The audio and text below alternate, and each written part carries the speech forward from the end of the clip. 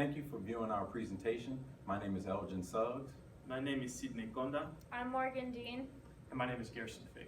And we're going to be presenting a case about Jess Westerly at Kauflauf. Now, Jess Westerly joined Kauflauf in 2011, and Kauflauf is a mid-sized growing provider of business IT software.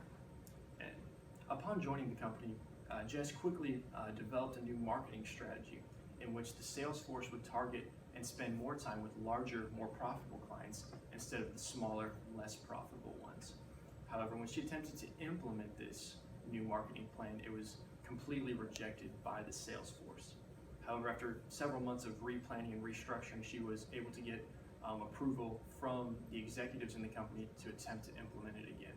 And so in this case, we're going to examine how she initially attempted to implement it and things that she could have done better.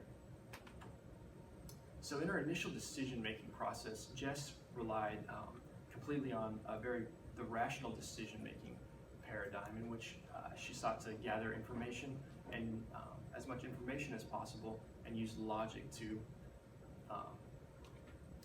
guide the decision-making process as a whole.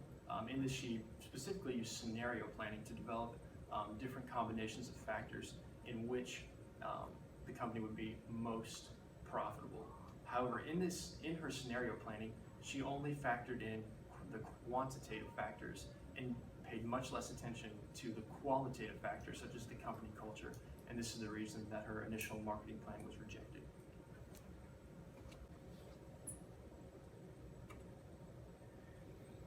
The field consultants were the frontline workers that resisted Jess's initial marketing plan. They exhibited, in our case study, employee motivation. As outlined by Dan Pink, there are three intrinsic motivators that the new age employee views important: autonomy, mastery, and purpose. Autonomy, in this case, the urge to direct our own lives. The field consultants resisted the new direction. They wanted to continue with their existing relationships because they were proven. In terms of mastery, the desire to get better and be better at something that matters. The field consultants were actually masters at their craft. They knew what the client needs were. They could predict future project needs for the client. They were known as the three-legged stool. And finally, purpose, the yearning to do what we do in service of something larger than ourselves. The field consultants saw achievement and purpose in completing sales. So they weren't interested in the extrinsic carrots that are available, the monetary gains that are available from sales. They actually loved and enjoyed completing the sale. In fact, the case outlines that the rewards were lowest on the scale of personal incentives. Now, there are also a bunch of different leadership theories that were exhibited throughout the case, and leadership is influencing, motivating, and enabling a change within an organization. And the biggest part at Kauflauf is shared leadership, which is in a role and not a position. And so there was a lot of leadership that was distributed around the employees. Now, Jess tried to use shared leadership but failed to communicate her vision, so they did not agree with it.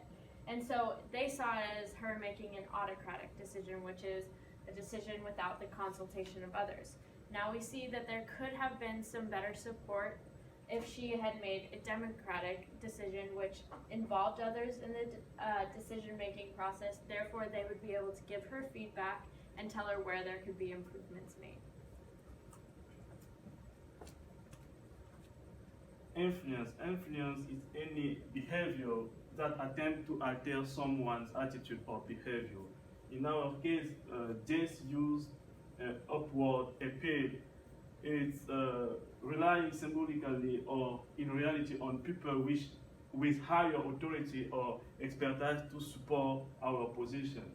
Jess used upward appeal influence tactic by gaining the support from her boss Tim Roder, who was the CRM division product manager. Jess shared the result of her analysis with him to obtain feedback and acceptance.